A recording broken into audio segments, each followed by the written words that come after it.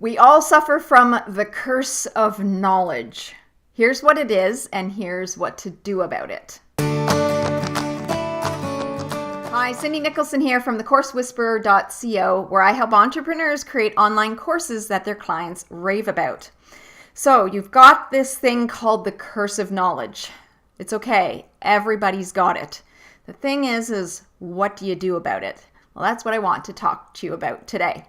So first off, what is the curse of knowledge?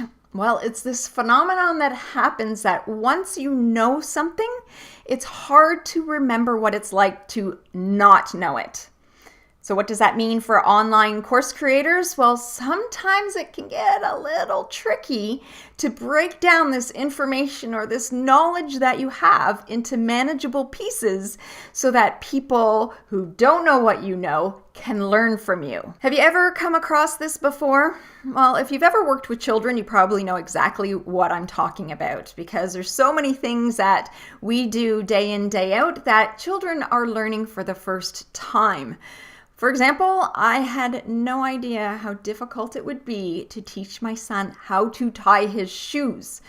That's because I do it day in and day out. I take it for granted. I don't think about each individual step it takes in order to tie your shoes. But when my son is learning it for the first time, I have to break it down. So sometimes teaching the simplest things can be the hardest, especially when it's your own kid. So this is very common when it comes to creating online courses. People have so much knowledge that they want to share. They often struggle with how to break it down into manageable chunks so that their learner can learn from them.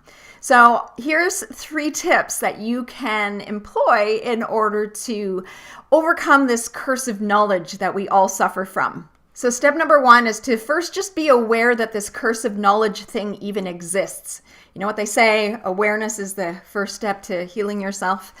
But if you know as a course creator that you suffer from this curse of knowledge, it will help you take a more critical look at your content just to make sure you're not missing any steps or you're not making assumptions as to what people already know. You can try and put the hat on of your learner and see it from their perspective if they're learning content for the first time and what you can do to help them through that process.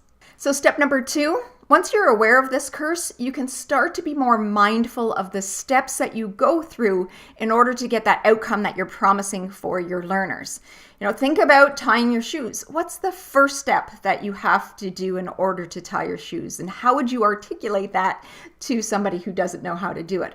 What's the next step? What's the next step? Start to really be more mindful of all of the different things that you do naturally, unconsciously, and document them so that you can include them as part of your training if it's necessary to include. And step number 3, if you are teaching a new concept to someone, really think about stories or analogies you can use to help them learn. So for example, with tying shoes, do you remember using the whole bunny ears to help learn how to do it? It's the same kind of thing, because what you're actually doing is taking their own curse of knowledge that they have and applying it to a new concept so they can think about it or relate to it much quicker. So those are 3 steps that you can use to avoid that curse of knowledge. Now, I'm not saying that your online course has to be basic and rudimentary. You just want to be very clear as to what your students know prior to coming into your course and what they're going to end up with. By setting very clear expectations as to what they know and what they're going to learn from your course is going to take you a long way to getting clients and students that go through your course that aren't bored, or clients on the other side that are completely overwhelmed. By being really clear as to what they know and what you're going to help them with can really go a long way to student satisfaction in your course. The key is to not have them suffer from your curse of knowledge. Now, if you like this video and like to receive more tips on how to create online courses that your clients will rave about, please visit me at my website at thecoursewhisperer.co and download my free guide, Top 5 Mistakes Entrepreneurs Make When They Create Online Courses. Thanks so much for watching.